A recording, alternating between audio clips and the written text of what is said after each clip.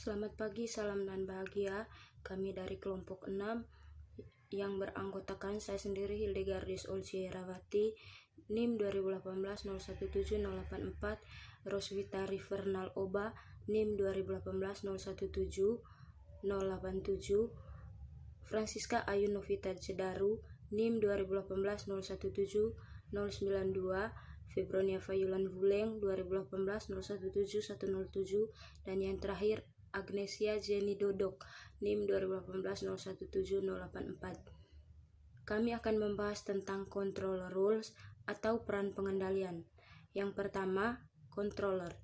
Tugas controller sangat challenging karena berperan ganda yang sangat kontra.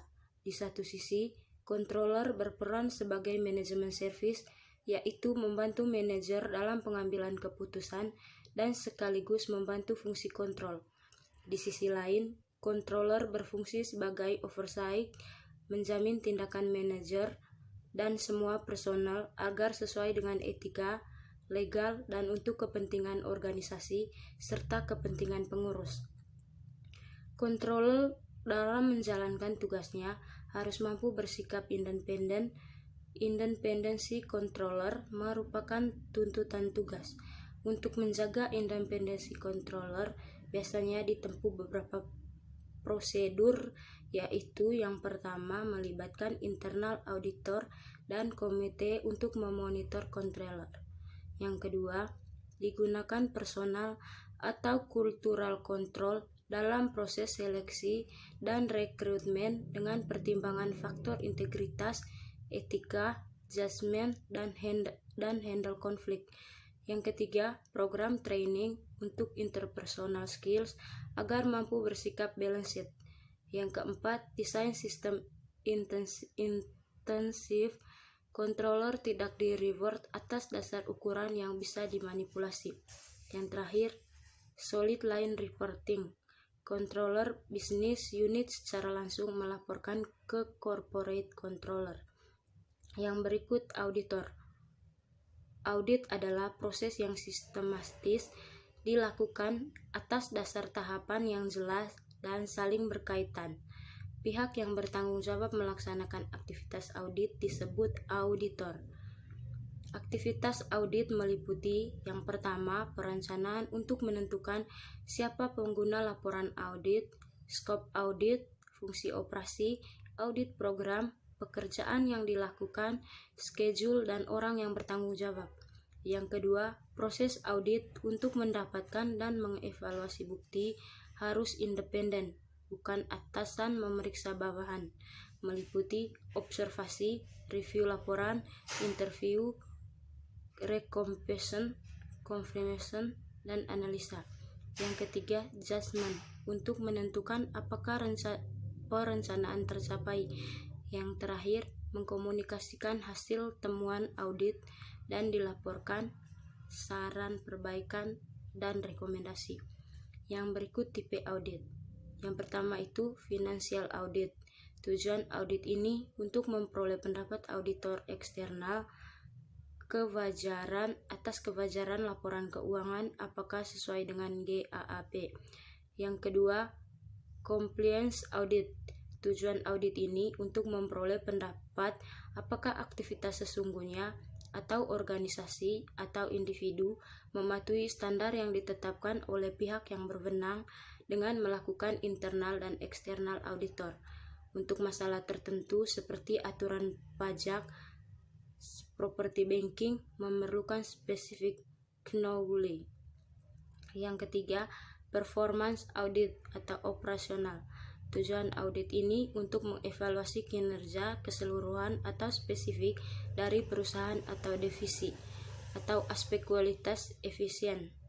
Audit ini memerlukan training dan pengalaman, bisa dilakukan oleh internal atau eksternal auditor atau para pakar sesuai profesinya. Saya Francisca Novita Cedaru, NIM 2018-017-092. Selanjutnya saya akan menjelaskan tentang Board of Directors. Board of Directors atau BOD merupakan pihak yang menerima otoritas dari shareholder untuk melakukan internal control, memonitor, menyetujui keputusan, mengangkat, menghentikan, dan mereward manajemen. Syarat bot adalah harus independen, kompeten, proaktif, karena tugas yang menjadi tanggung jawabnya sangat berat, yaitu yang pertama, mengamankan investasi pemilik, maksimisasi shareholder value.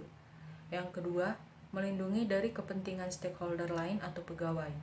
Yang ketiga, menjamin bahwa pegawai berlaku legal, etis, tidak melanggar hukum. Yang keempat, menjamin laporan keuangan, kompensasi fair, dan objektif proteksi lingkungan. Yang berikut audit komite. Komite audit adalah orang di luar perusahaan atau non-employees outside director untuk membantu proses pengendalian, biasanya untuk list companies.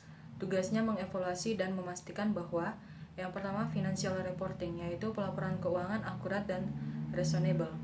Yang kedua corporate governance, yaitu mematuhi hukum dan aturan-aturan etika, maintain control yang efektif atas konflik kepentingan. Yang ketiga corporate control, memonitor SPI dalam menjaga aset perusahaan. Untuk menjalankan tugasnya ini dibantu oleh internal auditor atau mungkin menyewa external auditor. Komite audit harus independen baik in fact, appearance, dan competencies. Yang berikut ethical issues. Etika merupakan metode untuk membedakan antara right or wrong, bagaimana tindakan kita dapat mempengaruhi orang lain menjadi lebih baik, di mana etika memberikan batasan tentang perilaku yang secara moral dapat diterima atau acceptable. Dalam membangun nilai-nilai etika, manajer perlu memahami background masing-masing pegawai yang mayoritas bersifat ekonomi, rational people, secara umum utility maximizer, self-interest. Tujuan utama pegawai adalah maksimisasi kepentingan stakeholder yang lain. Dan yang berikut ada pandangan tentang moral. Yang pertama, utilitarianisme, yaitu menjudge kebenaran dari suatu tindakan atas dasar konsekuensi yang ditimbulkan khususnya jika menghasilkan kebaikan bagi kebanyakan orang. Yang kedua, welfare economics and cost benefit analysis. Yang kedua, right and duties atau hak dan kewajiban. Ada 4. Yang pertama, masing-masing individu punya basic right. Yang kedua, memungkinkan individu untuk melakukan atau tidak melakukan aktivitas tertentu. Yang ketiga, hak berbicara, bekerja, keadilan, disclosure yang akurat. Yang keempat, setiap hak individu berarti kewajiban bagi orang lain untuk tidak diinterferensi.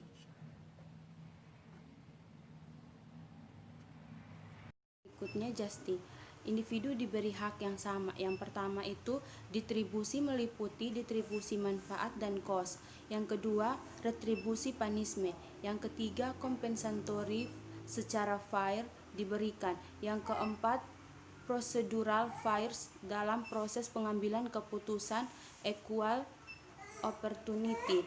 Yang keempat virtues, karakteristik positif, integrasi, loyal, semangat kerja. Yang berikutnya, isu etika budget slang. Menciptakan anggaran longgar dalam penentuan target digunakan negosiasi antara pegawai dan atasan agar anggaran mudah dicapai. Budget slang ini melanggar etika jika yang pertama, tidak mengkomunikasikan informasi secara jujur dan objektif. Yang kedua, pegawai penerima reward karena dapat mencapai target anggaran tetapi sebetulnya tidak mencerminkan kinerja pegawai sesungguhnya. Yang ketiga, perusahaan pemilik dan juga kreditur dirugikan. Yang keempat, tidak fair bagi pemakai anggaran dalam mengalokasikan sumber daya untuk keputusan investasi jika informasinya terdistorsi. Berikutnya, isu etika e-earning management. E-earning management merupakan tindakan merubah laba yang dilaporkan tanpa memberikan keuntungan secara ekonomis atau justru membahayakan perusahaan.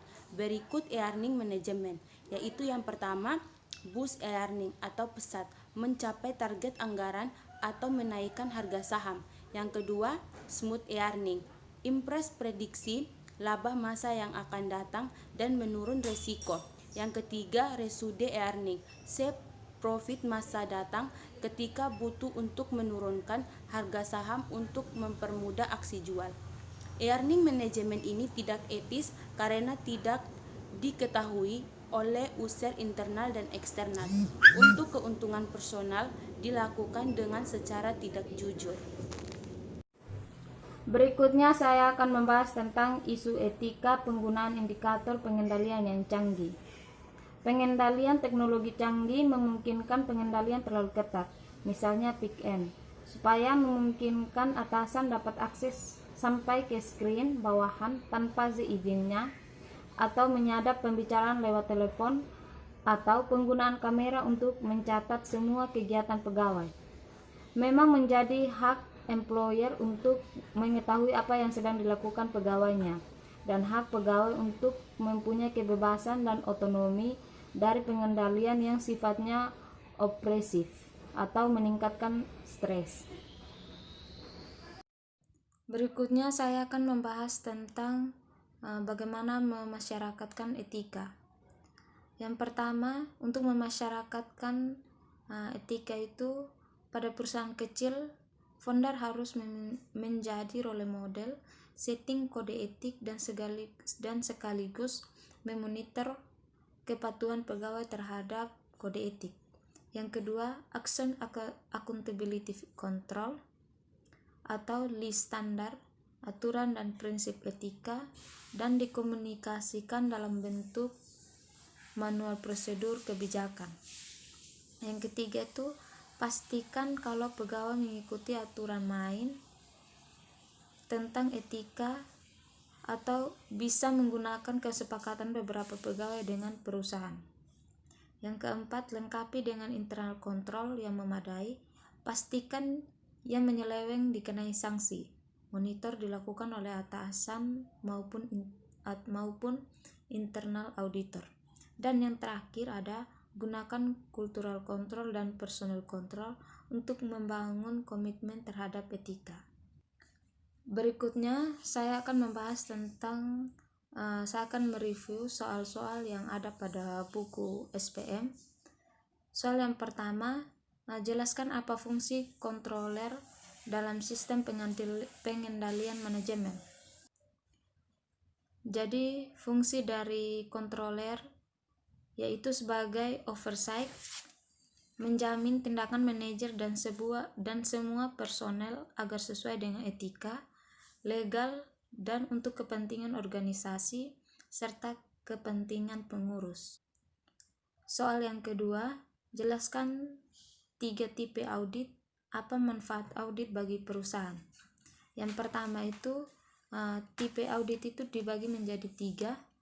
Ada financial audits, yaitu tujuannya untuk memperoleh pendapat apakah aktivitas sesungguhnya atau organisasi atau individu memenuhi standar yang ditetapkan oleh pihak yang berwenang dengan melakukan internal dan eksternal auditor, atau untuk masalah tertentu seperti aturan pajak, property banking memerlukan spesifik knowledge.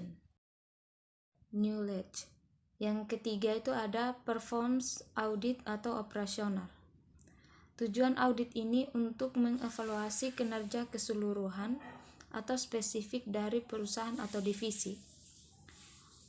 Audit ini memerlukan training dan pengalaman, bisa dilakukan oleh internal atau eksternal auditor atau para pakar sesuai profesinya.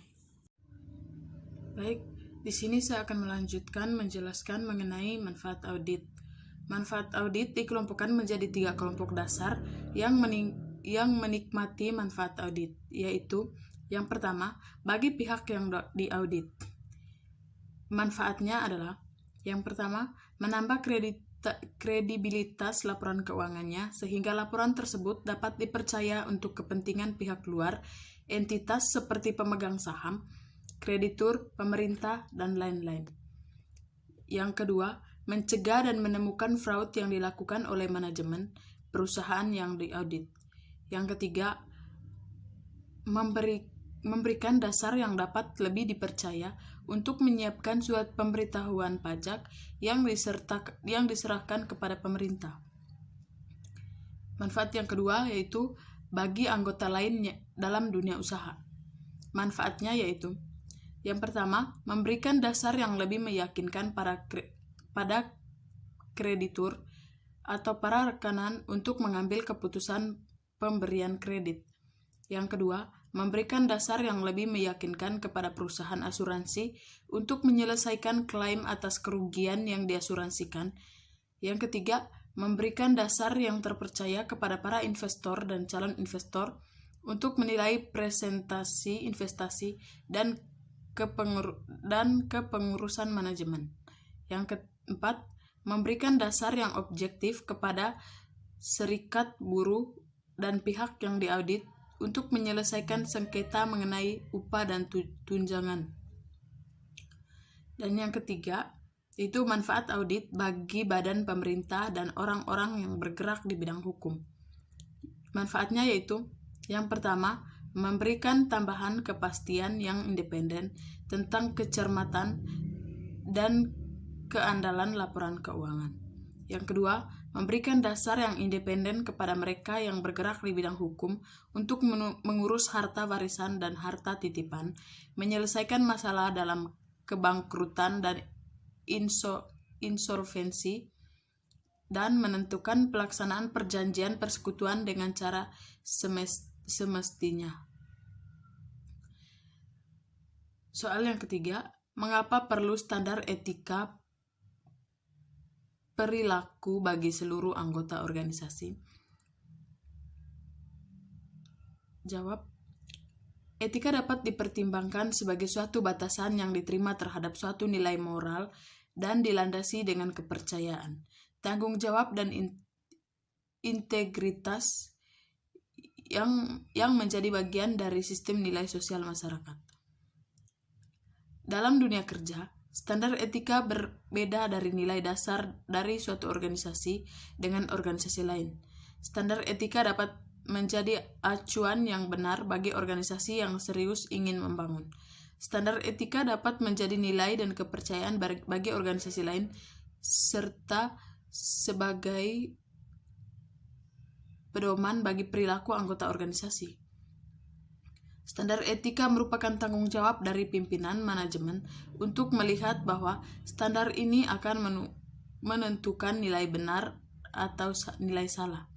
Nilai etika ditentukan melakukan suatu yang benar. Dalam suatu organisasi perusahaan, maka perilaku karyawan, pelanggan, serta pimpinan akan ditentukan oleh nilai etika sebagai suatu integritas. Hasil survei menunjukkan bahwa integritas sama pentingnya dengan keuntungan perusahaan. Soal yang berikut, jelaskan apa yang dimaksud dengan earning management. Apakah earning management ini tidak melanggar standar etika? Earning management merupakan tindakan merubah laba yang dilaporkan tanpa memberikan keuntungan secara ekonomis atau justru membahayakan perusahaan. Apakah earning management ini tidak melanggar standar etika? Jawabannya, tidak. Alasannya, earning management ini tidak etis karena tidak diketahui oleh user internal dan eksternal. Untuk keuntungan personel, dilakukan dengan cara tidak jujur. Soal berikut, kapan penggunaan sistem manajemen teknologi canggih dikatakan melanggar etika? Jawaban, penggunaan sistem pengendalian teknologi canggih dikatakan melanggar etika pada saat penggunaan teknologi canggih memungkinkan pengendalian terlalu ketat.